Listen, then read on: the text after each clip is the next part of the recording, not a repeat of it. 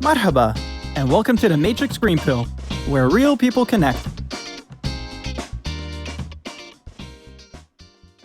Hello and welcome back to the Matrix Green Pill podcast. I'm Hilmarie Hutchison, and today we're diving into the world of impactful content marketing with a special guest, Marina Krivonossova. As the founder of Retold, a B2B content marketing agency, Marina's journey from marketing leadership to championing human and animal welfare through her agency work is truly inspiring. I'm so excited. Let's dive right in. Marina, welcome and thank you so much for joining me today. Thank you so much. I'm really excited to be here. So to start off, Marina, could you please tell our audience a little bit about yourself and your background?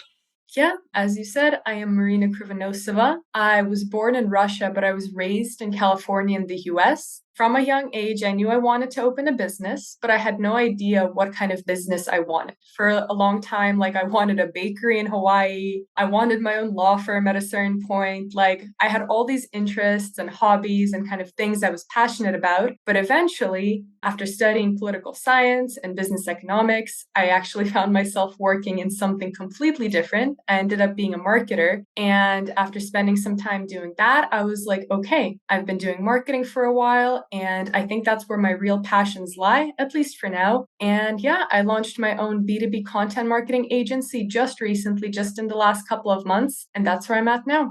Amazing. So, wow, as you say, you had a lot of different interests, studying a lot of different things. So what was it that inspired you to pursue a career in content marketing? If I'm being fully honest, it came kind of randomly. And I always tell the story of something that happened very unexpectedly, but in the best possible way. Because for the longest time, when I was already kind of the age where I was like, okay, it's time to think about my career, my, long-term education, I started studying business economics. And I took one lecture on political science. The topic was human trafficking. And I took that one lecture and that completely changed my professional trajectory. I switched majors. I was like, I want to fight human trafficking. And yeah, that's what I thought I was going to do. But after I did my master's degree in the Netherlands, I found out that it would be much harder than I thought to pursue a career in that direction, especially because I didn't have the Dutch passport. I didn't have the Dutch language knowledge. So I kind of started exploring other opportunities. And I realized something I didn't even think about was how much work I did in marketing before, kind of as side jobs. So I did some web design, I did some social media management, some copywriting. And I was like, okay, people will actually pay me to do this full time at their companies. And before I knew it, I was working full time in marketing, and the rest is history. Fantastic. So just slowly you just fell into it, but you sort of slowly progressed into this becoming your full-time career. So then you decided you wanted to have your own agency. So can you share the story behind founding Retold?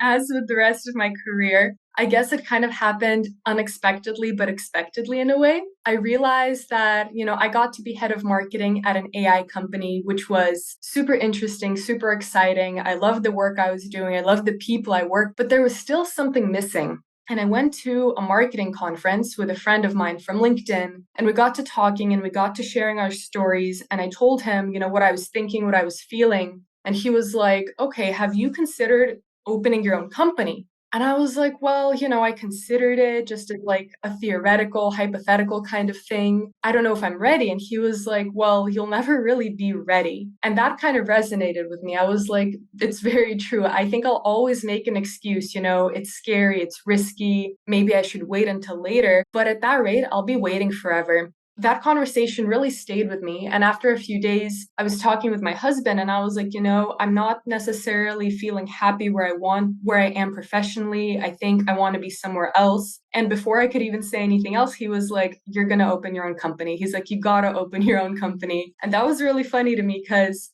he knew what I wanted to do, but hearing that out loud, before I could even, tell him that that's what I was considering, I was like, okay, so this is the kind of person I'm known to be. It isn't completely outlandish for me to think in this direction. So he supported me. All my friends who were in business were really supportive. My family was really supportive. And I was like, you know what? It's time to make it happen. And I thought about kind of the area of marketing that resonates the most with me. I approached it, from a logical perspective. I looked at it from an emotional perspective of what interests me and where my passions continue to lie. And yeah, B2B content marketing was where it was at. So that's why I decided to open Retold around B2B content marketing. What is it then? Because I know you speak about following your passions and your interests. What is it that sets Retold apart from other B2B marketing agencies? A lot of B2B content marketing agencies take a very templated approach, at least from my experience and from what I've seen when I was a head marketer looking for B2B content marketers to collaborate with. And it was always like, you can choose from package ABC, you can get options 1, 2, 3, but it was very templated and standard. And it didn't often match what I was looking for in the companies where I was working at the time. So with Retold, I take a very tailored approach. So I get to know the person I'm working with, I get to know the company inside and out, and I come up with an approach that really works for them. It won't be templated. It won't be, a repeat from what I did for a previous client. It'll really be for them because I think that's the best way to achieve worthwhile results. Very nice. And then how do you integrate your passion for human and animal welfare into your operations? That's actually one of the other reasons that I wanted to open my own agency. Because when you're an in-house marketer, you only get to work with that company, which is cool. Like you get to know the ins and outs really well. You get to know everything about that specific industry, that specific company, their, target audience. And that's awesome. But I really wanted to work with a wide variety of companies because that also gives me the opportunity to work with NGOs and nonprofits whose missions and visions align with where my passions lie. As I said, and as you said, human rights and animal welfare, those are causes that I'm very passionate about just because I know how important they are in the world. And I'd really love to be able to collaborate with clients who are working in that space. And I think I can add a lot of value to those organizations through my marketing efforts. That's kind of one of the main reasons also that I was pushed to have my own agency so I could work with whoever I wanted and help the causes that I care about. Are you able to maybe share a particularly successful or unique project that you have been involved with?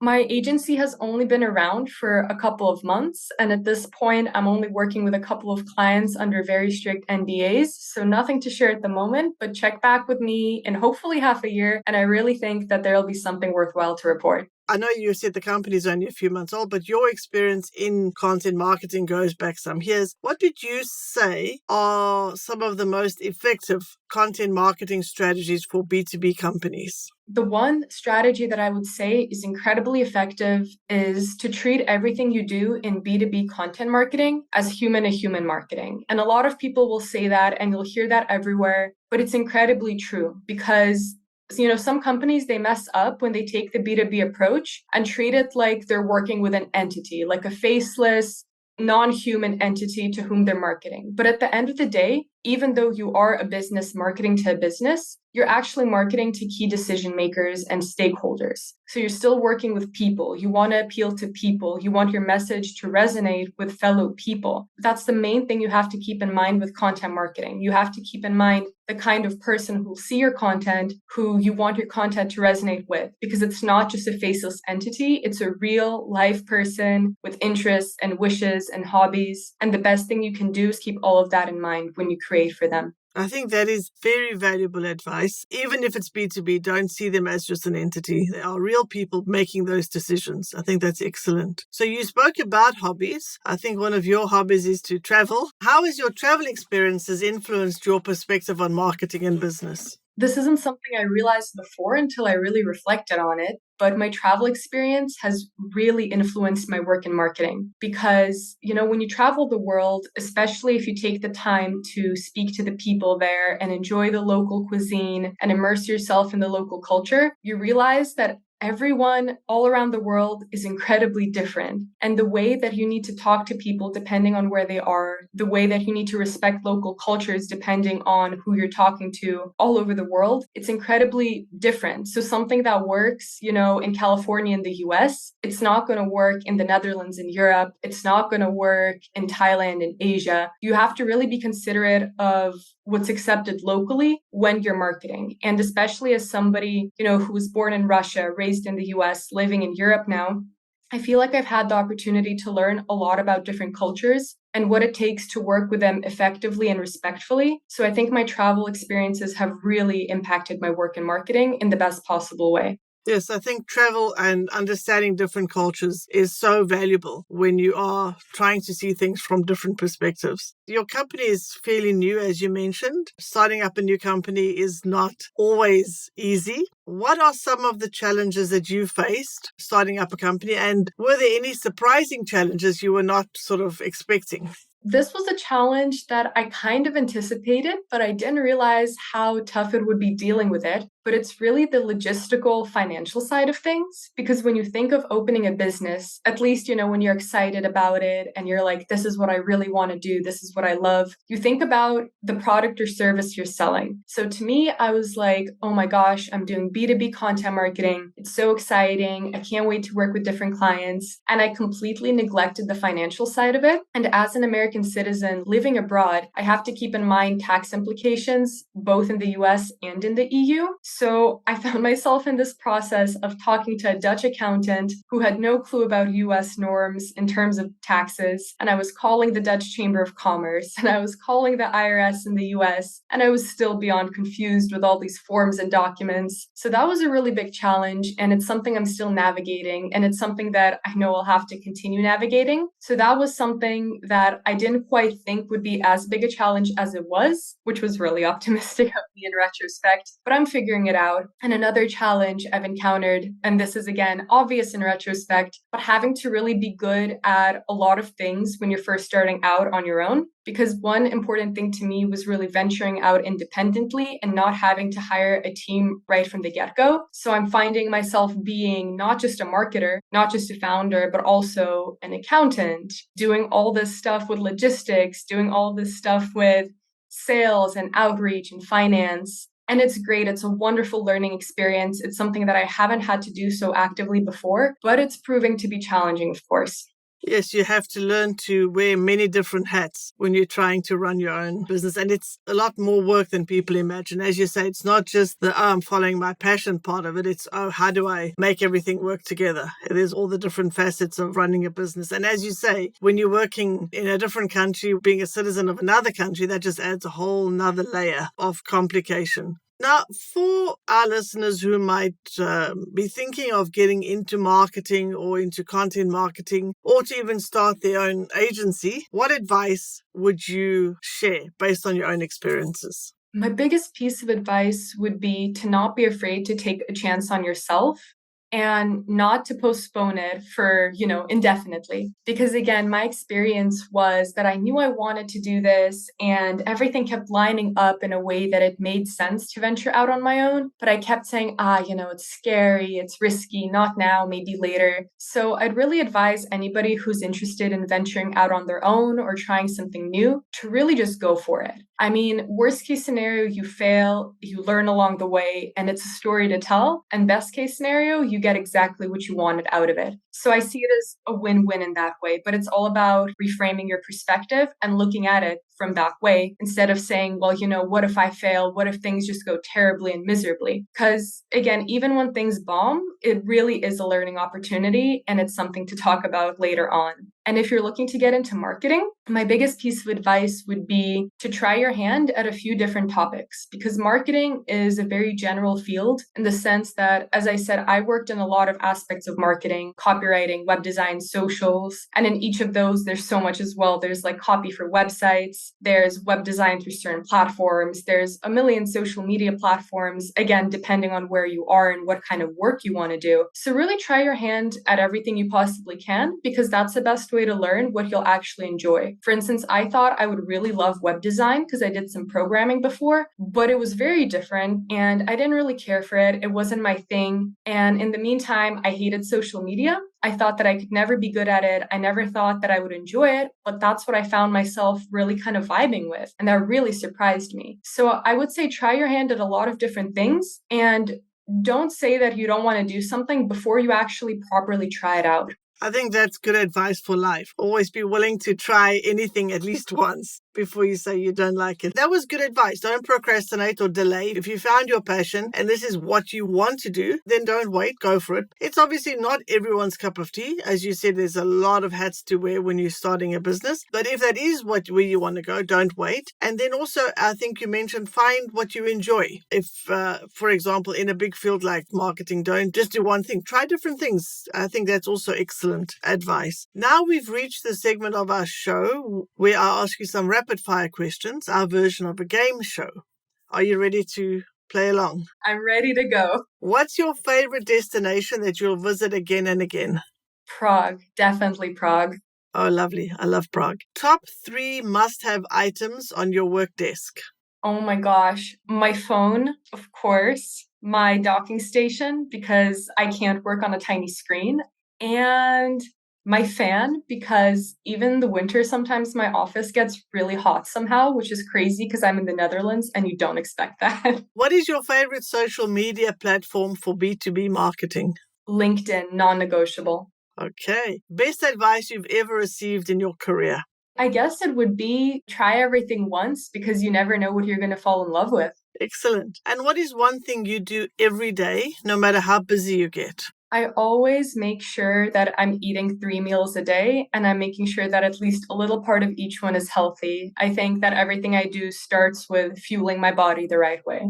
Oh, I love that. Very good. Now, thank you for playing along. That was easy enough. Now, before we wrap up, we'll do your green pill moment. What green pill advice would you give to your younger self? I would really tell my younger self to not care so much about what people think. And I know it sounds cliche, but it's something that really impacted me when I was growing up. I have all of these memories from, going back all the way to early elementary school where these girls I hang out with, they're saying like, if you had to pick between these 2 singers, who would you pick? If you had to pick a favorite color between these 2, what would you pick? And I always made sure that I would go last so I could pick the option that more girls were picking. And it was really sad because at the time I thought that was the only way to fit in. But I ended up getting bullied no matter what I did. If I said something different, I got made fun of. And if I tried to be like everyone else, I got made fun of for trying to be like everyone else. And I think about that quite often, more than I wish I did. It's just one of those memories that always comes back. And in retrospect, I really wish I didn't try so hard to fit in because it never made me feel better. It never got me more friends. It never made me feel more accepted. And that really changed when I ended up going to community college because I just made a promise to myself, like, I'm going to be me no matter what anybody else thinks. I'm always going to be the first to pick my favorite color. It doesn't matter if everyone else is picking blue, I'm going to pick orange. I don't really care at all.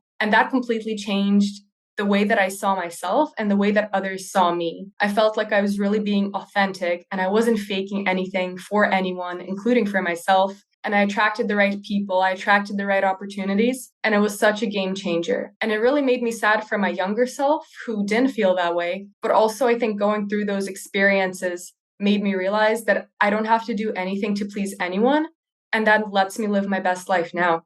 I love that. Thank you so much for sharing such a personal experience and such a personal story and why you would give yourself the advice that you do. I think that's very valuable advice, and I'm so sure many of our listeners will resonate with those kinds of experiences growing up and finding themselves and trying to please themselves. So I think that was excellent advice. Thank you so much for that. Thank you for joining me today. It's been an excellent conversation. I've really enjoyed talking to you, and I'm so sure our audience is going to enjoy this conversation and take away some really important points that you've shared. Before we say goodbye, though, could you please tell our listeners where they can find and follow you? And we'll also put this in the show notes. Yeah, of course. I think the best place to connect with me would be LinkedIn because I do spend a lot of time there for work. So if you just look me up, Marina Krivonossova, I think I'll be either the only or one of the top profiles with that name. Otherwise, you can find my business account on Instagram. That's at Retold_marketing. And yeah, feel free to reach out. I'm always looking to connect with new people. Thank you again for today. It's been excellent. I wish you and Retold all the very best and looking forward to hearing how things work out in the next chapters. Absolutely. Thank you so much, Hilmarie. It was great speaking with you.